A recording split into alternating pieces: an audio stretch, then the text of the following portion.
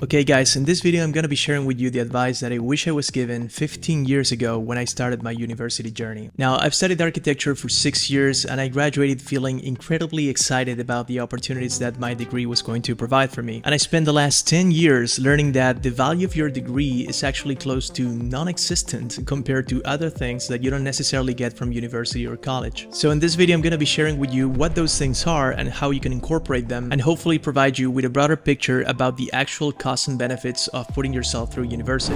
Now, the point of this video is not to convince you to drop out of college or university or to completely throw your plans away, but rather to share with you the experiences that I had over the last 15 years that completely changed my mind about the real value of university.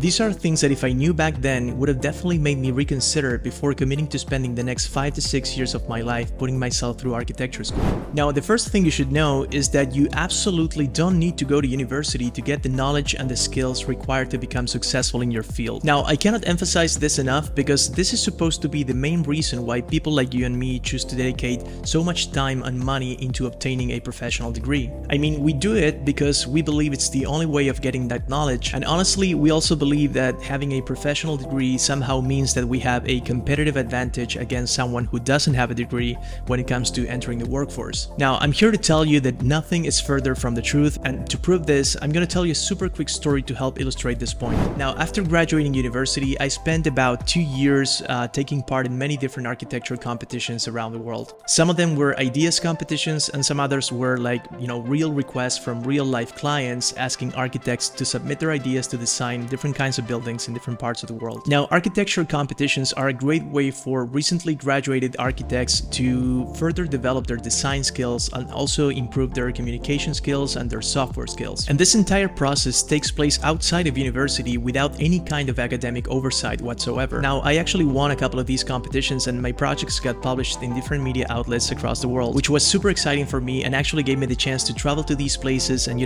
meet the juries that voted my projects and also some other competitors as well. So overall, it was an amazing experience that really opened my eyes to just what's possible if you're just willing to take a chance out there. Now, after about 2 years of doing this and facing many rejections and having a couple of victories, I felt that I built enough portfolio and enough momentum to try to apply for a job in one of my favorite architecture offices in the world. Now, it was a long shot because I knew at the moment that they had like thousands of applications every month and that realistically my shots of actually getting in were like super slim. But I had nothing to lose, so I just decided to try anyway. So I sent them my portfolio and my resume and a super casual email telling them that I was, backpacking across Europe at the time and it would be awesome if I could just drop by the office for a tour or something. And what do you think happened? They basically told me in the nicest way possible that, thank you for your interest, but we're kind of busy right now. And that was it, pretty much. I mean, I went back home feeling that, I was a total failure and that all that built momentum was worth nothing basically, and that the entire trajectory that I designed for myself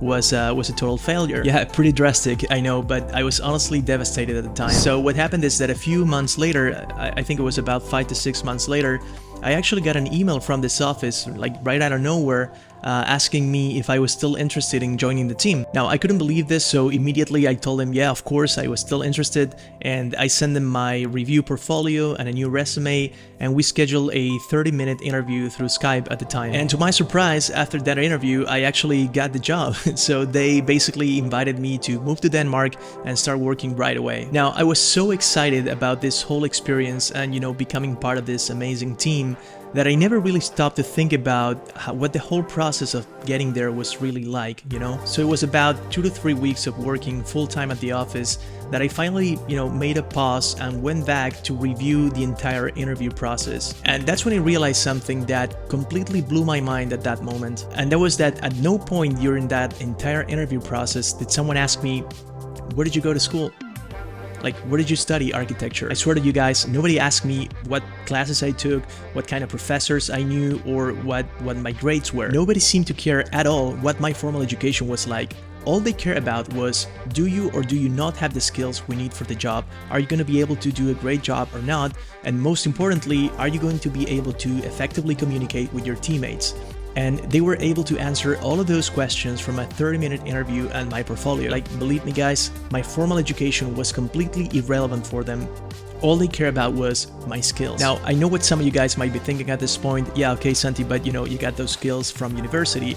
And the answer to that is absolutely not. I mean, not really. I developed those skills in the prior 2 years of taking part in many different architecture competitions around the world. Those were the experiences that actually helped me build the skills, the knowledge, and the expertise that the real world actually valued and was willing to pay me for. And here's another revelation, like once I knew that I wanted to become an architect, and that was right after high school, by the way, I could have just jumped straight into architecture competitions and skipped architecture school altogether. And by the way, most of these architecture competitions are totally free to enter. They do not require you to have any degrees or any pre-qualifications whatsoever. You don't need to pay any fees or anything like that.